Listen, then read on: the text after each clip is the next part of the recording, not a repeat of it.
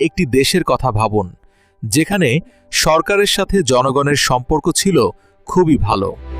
হঠাৎ Iran Israel যুদ্ধের কারণে পৃথিবী জুড়ে জ্বালানি তেলের সংকট দেখা দিল। কিন্তু সেই দেশে তেলের কোনো অভাব ছিল না, কারণ আগেই পর্যাপ্ত তেল মজুদ ছিল এবং সমুদ্রপথ দিয়ে নিয়মিত তেল আসছিল। তবুও কিছু অসাধু ব্যবসায়ী লোভের কারণে কৃত্রিম সংকট তৈরি করল। তেলবাহী ট্রাক জিম্মি করা হলো, অনেক ফিলিং স্টেশন বন্ধ রাখা হলো, ফলে সাধারণ মানুষ চরম দুর্ভোগে পড়ে গেল। যখন সরকার বিষয়টি জানতে পারল, সঙ্গে সঙ্গে ঘোষণা দিল তেলবাহী ট্রাকগুলোকে সরকারি প্রটোকল দেওয়া হবে এবং সব ফিলিং স্টেশন আগের নিয়মে তেল দিতে বাধ্য থাকবে। কেউ বন্ধ রাখলে তার লাইসেন্স বাতিল করা হবে। মাত্র 12 ঘন্টার মধ্যেই দেশের পরিস্থিতি স্বাভাবিক হয়ে গেল, আর জনগণ বলতে লাগলো, আমরা সত্যই একটি যোগ্য সরকার পেয়েছি। আপনার মতে আমাদের দেশে তেলের সংকট দূর করতে কি করা উচিত?